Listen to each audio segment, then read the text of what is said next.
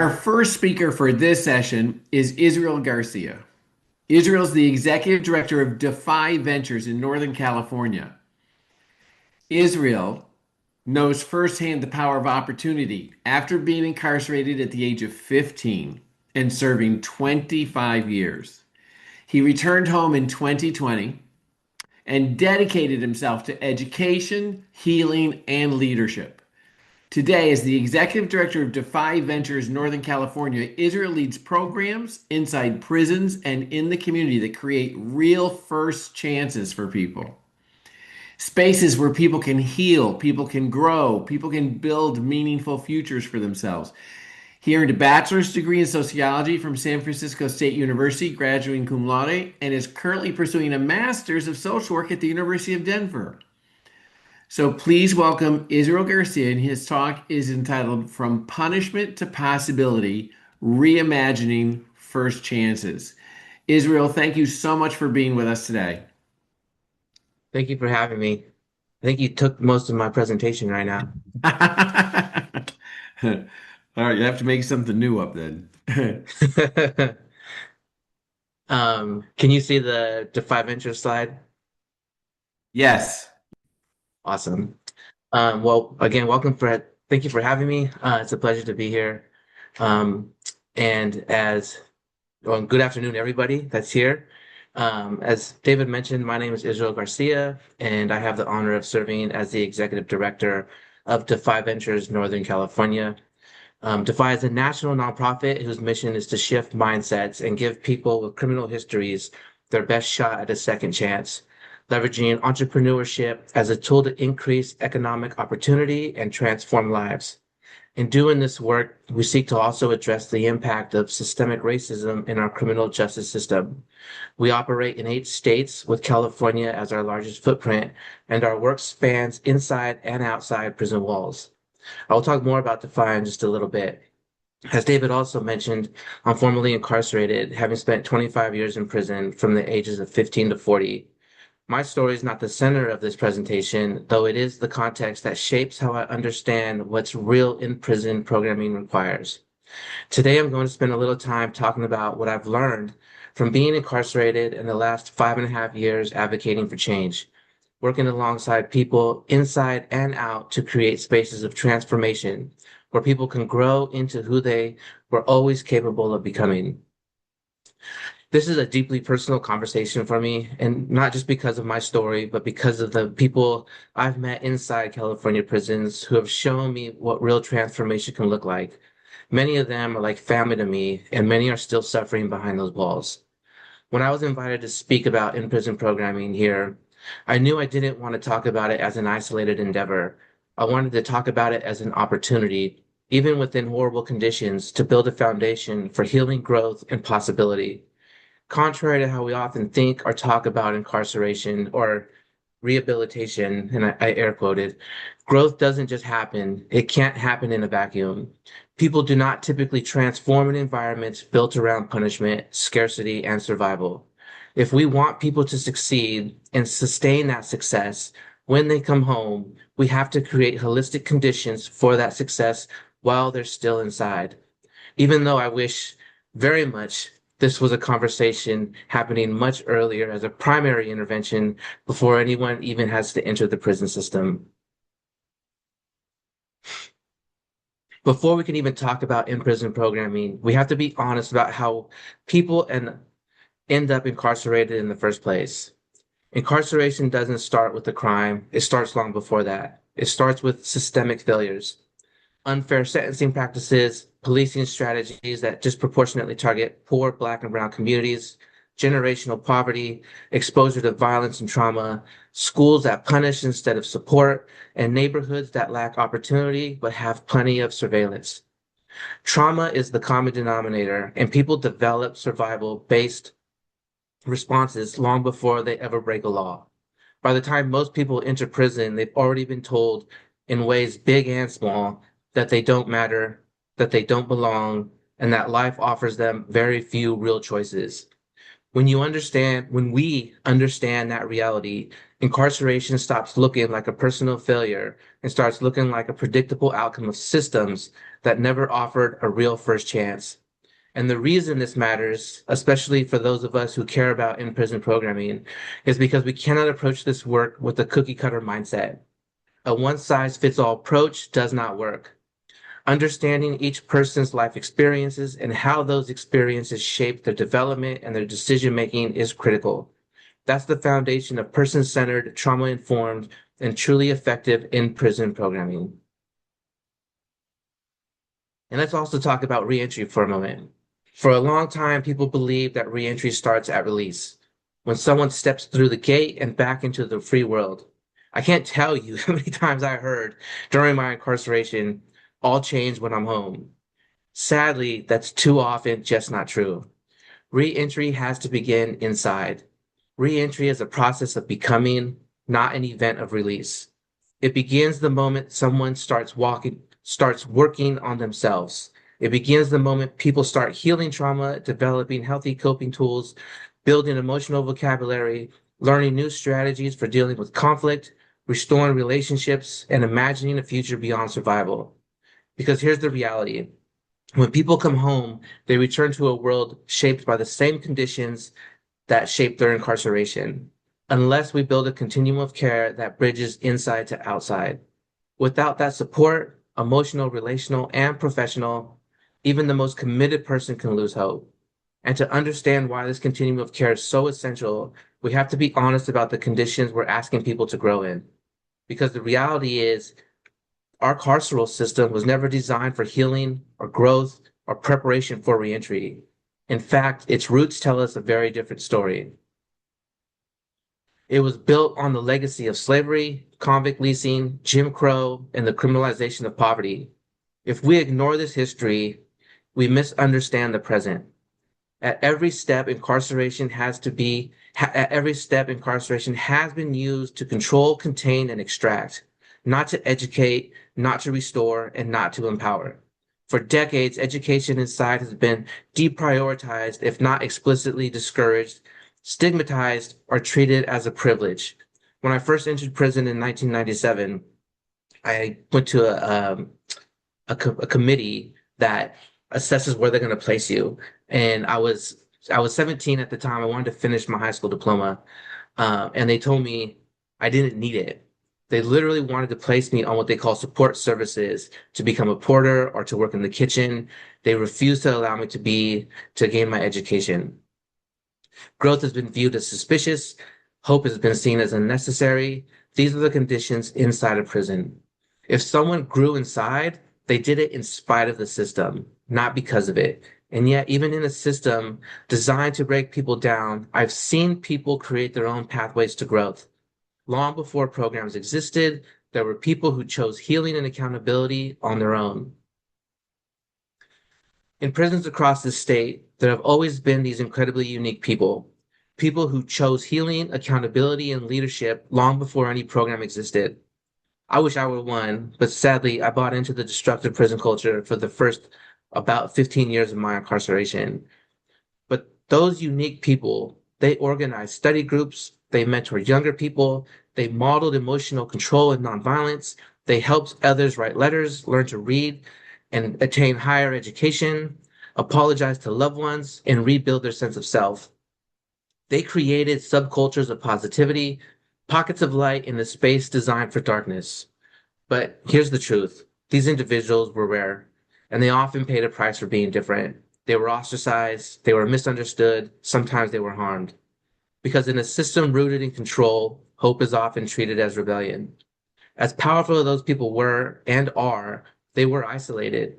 They were brave enough to transform in environments that actively punish transformation. These individuals show what's possible, though, and it's our job at Defy and as community partners to make their courage scalable. And that's why structured, supported programming matters. It takes what those individuals were doing alone and turns it into a larger culture. It needed to be normalized from the outside in, which shows us something important. People inside don't need to be rehabilitated. They need the space and support to process trauma, redefine who they are, and develop new ways of relating to themselves and the world. Real change isn't rehabilitation, it's human development.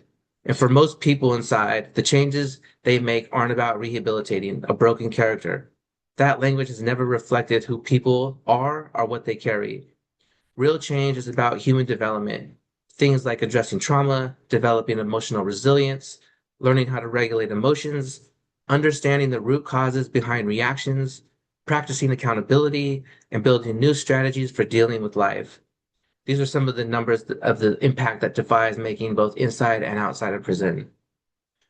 People inside learn how to pause instead of react, talk instead of explode, sit with discomfort and ambiguity, seek connection instead of isolation, build healthier relationships, and ask for help when they spent a lifetime avoiding it.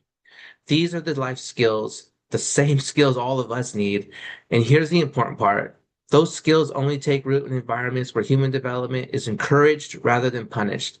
And this is where it becomes critical to build not only from the inside out, but also from the outside in. For most of their lives, people inside have been told, directly or indirectly, that they are dangerous, disposable, or beyond redemption. When I was tried as an adult at the age of 15, I was literally told I was irredeemable. The law that allowed children to be tried as adults carried a national narrative that we were super predators. I believed those narratives. Many of us did. But when we created communities of support, when Defy volunteers, business leaders, community members, and mentors show up inside with respect and dignity, it disrupts that narrative. It creates buy-in. It fosters a new belief in oneself. It helps people see that they are worth more than the worst thing they've ever done, more than what the system, society, or even their own past told them. Real change becomes possible when the internal work people are doing is matched by external affirmation. When people from the outside show up and say with their presence, "You matter. I see you. I see your potential." Programs don't create potential, they reveal it. And this is exactly where programs like Defy come in. Defy doesn't create brilliance, Defy reveals it. Defy recognizes the talent, intelligence, creativity, leadership, and resilience that already exist inside the people we call entrepreneurs in training, or our EITs. What structured programming really provides is the infrastructure for growth, psychological safety, community and belonging, a place to practice honesty, consistency, accountability rooted in dignity, skill building, and leadership pathways. It's a space where people's ideas matter. And here's what's powerful.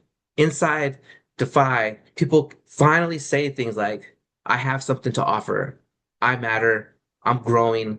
I'm not alone." I myself was a Defy EIT in 2017, around the beginning of my journey of transformation. And I cannot tell you the impact that being able to connect with people who were complete strangers to me had on my own self-belief of what I actually mattered in those moments of shifting the way I was viewing myself in this world. And inside Defy, many EITs tell us it's the first time in their incarceration that someone asked about their dreams or treated their ideas as if they had value. That sense of being that sense of being seen changes everything because programs don't give people potential. They give people permission, space, and support to express the potential they've been carrying for years. Defy's unique formula is greater than the sum of our parts. And so this is how we approach the work that we do from the inside out and transforming mindsets, creating economic opportunity, and transformation plus the opportunity equals lower recidivism rates, which is what our vision is centered on. Bridging the gap. Prison doesn't have to be isolation. Internal growth isn't enough. It has to be connected to the outside world. This also changes the mindsets of the people who make up these systems, helping build equity and real first chances. So Defy collapses the distance between prison and community. We bring in volunteers, business leaders, entrepreneurs, and educators, entire networks of people such as youth who are the next generation, political leaders, and formerly incarcerated peers who believe in their possibility. We have these in business coaching days, pitch competitions, weekly group participation, real talk, peer-led support groups. On the outside, community workshops, mentorship.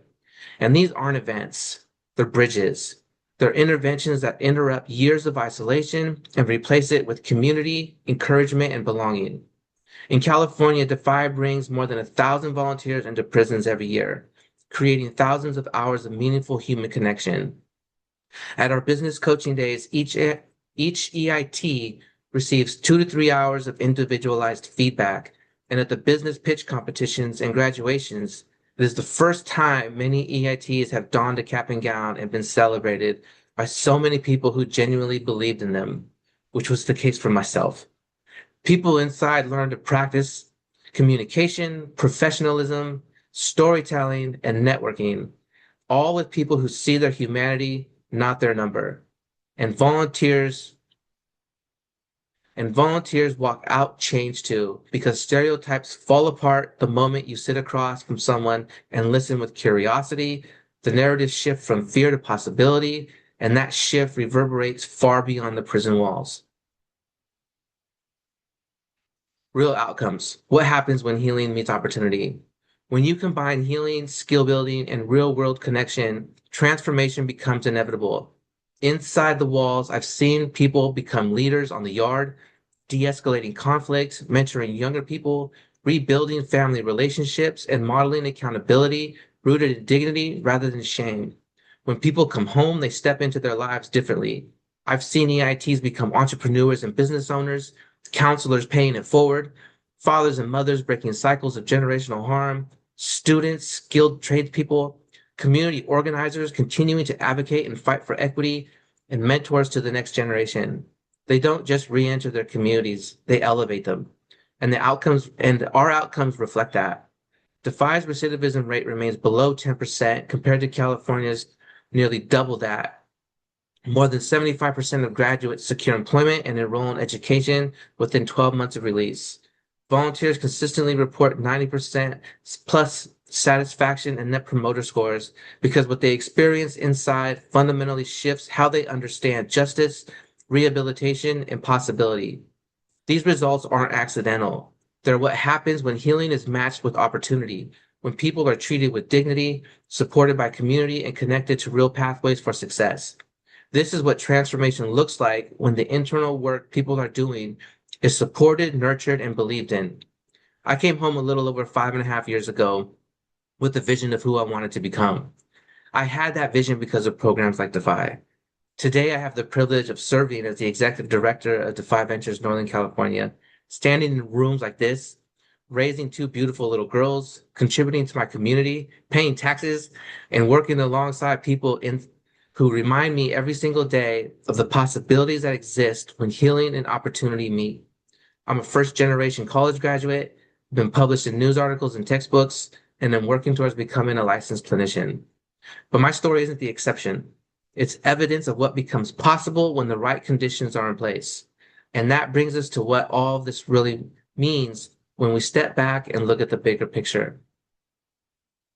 When you step back and look at everything, the systemic failures that shape who ends up incarcerated, the historically punitive design of our prison system, the unique people who chose healing long before programming existed, the deep trauma work people are doing inside, the programs that recognize and expand people's existing brilliance, the bridges that connect people to community, and the real measurable outcomes that follow, the conclusion is simple. People don't need to be fixed. Let me say that again.